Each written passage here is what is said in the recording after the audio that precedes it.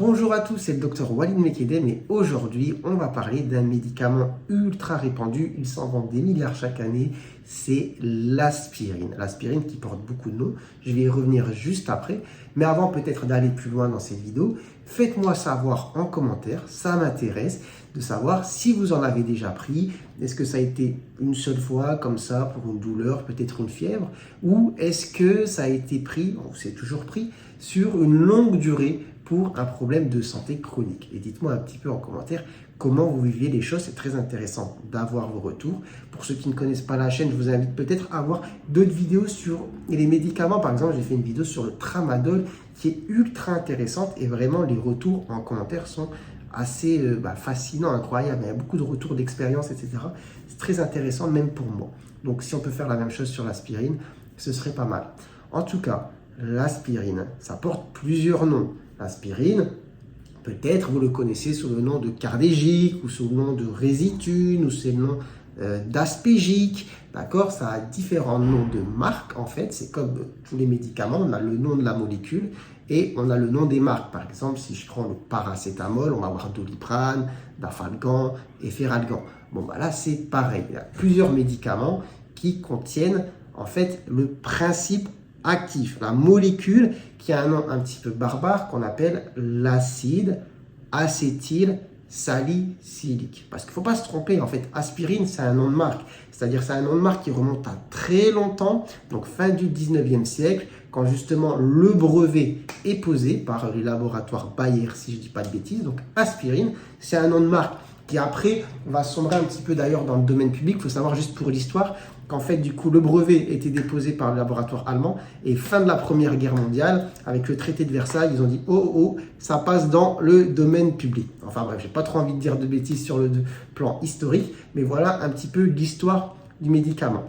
Enfin une partie de l'histoire. Donc si on revient à la molécule, donc l'acide acétylsalicylique, ça vient d'où? Est-ce que ça existe depuis très longtemps? Là, je parlais d'un brevet qui date du siècle d'avant, mais en fait, non, c'est utilisé depuis très très longtemps. Il faut savoir que le salicylique, ça vient de salix en latin, qui veut dire sol, la sole. Donc en fait, l'écorce de sole blanche, donc un arbre, etc., eh bien, on l'utilisait déjà depuis très longtemps, même Hippocrate l'utilisait pour calmer, pour faire des décoctions, pour calmer la douleur et la fièvre. Donc vous voyez, c'est quand même quelque chose qui date depuis très très longtemps. Après, avec l'industrie pharmaceutique, etc., on isole le principe, on le synthétise, on fabrique un médicament adapté avec les bonnes posologies, etc., et pour éviter le maximum d'effets indésirables. Mais vous allez voir, les effets désirables, comme tout médicament, il y en a, et je vais y venir juste après.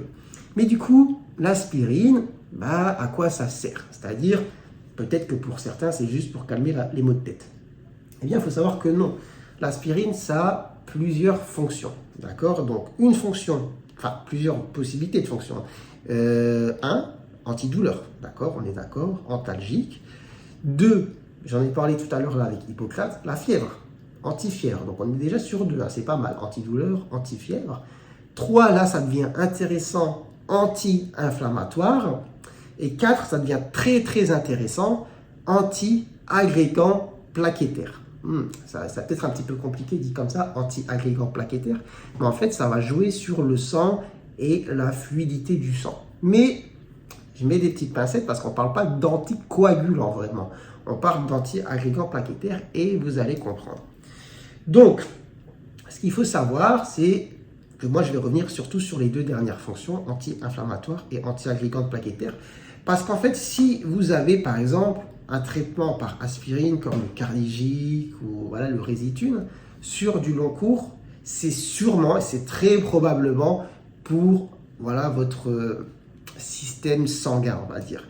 Peut-être qu'il vous est déjà arrivé quelque chose, un petit problème au niveau des tuyaux, des artères, ou peut-être que chez vous, on fait de la prévention et que pour éviter qu'il se passe quelque chose, on vous met ce traitement. Alors, je vais expliquer un petit peu le principe.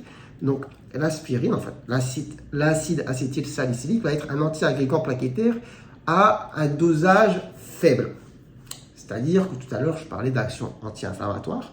C'est possible, mais avec des dosages un peu forts. Par exemple, 3 grammes par jour.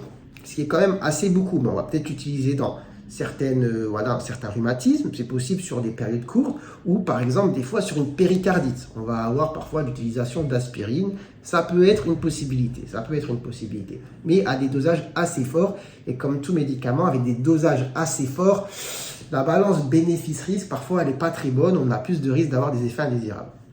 Maintenant, avec des dosages faibles, on a une propriété anti-agrégante plaquettaire qui est intéressante. En général, ça va être 75 mg par jour, ce qui n'est pas énorme contrairement aux 3 grammes par jour pour l'action anti-inflammatoire.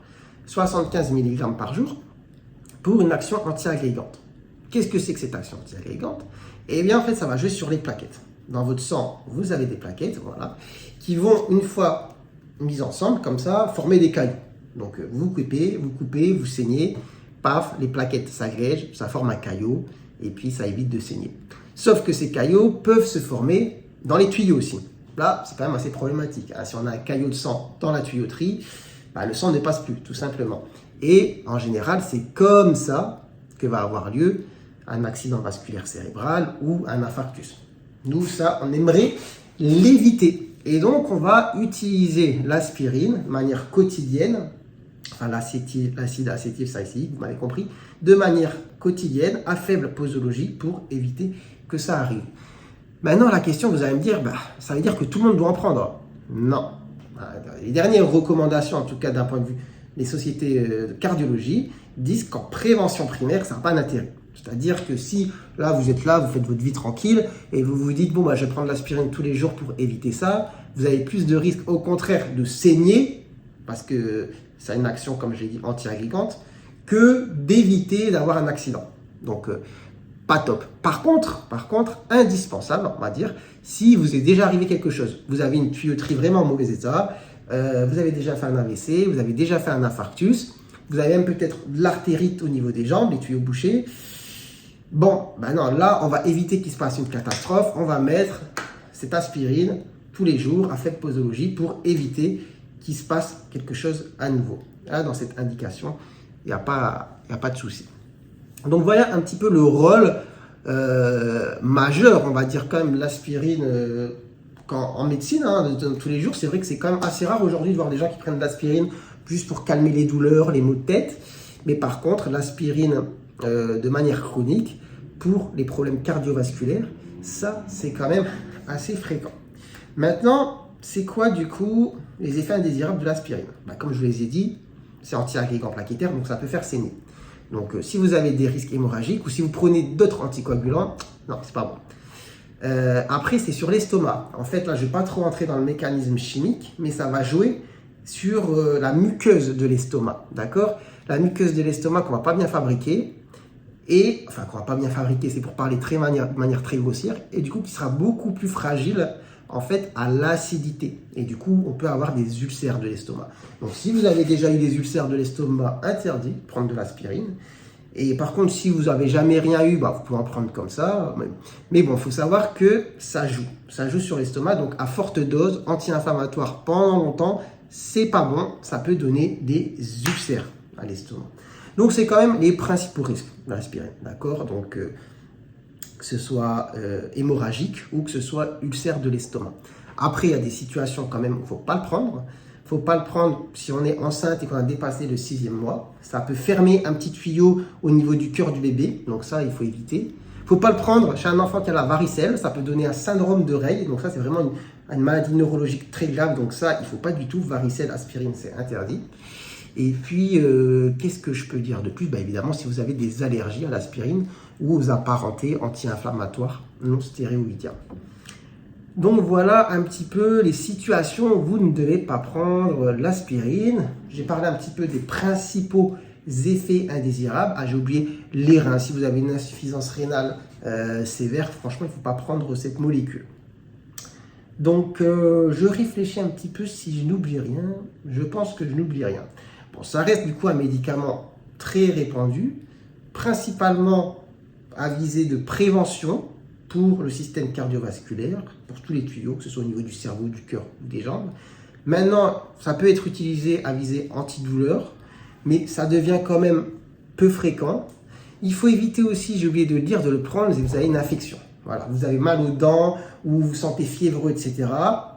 avant on le prenait, mais en fait, comme ça a une action anti-inflammatoire, ça peut provoquer, majorer une infection. C'est-à-dire, vous avez mal à la dent, vous dites, je vais prendre un peu d'aspirine, ça va me soulager. En fait, c'est un début d'abcès dentaire, vous prenez l'aspirine et voilà, ça gonfle de manière énorme.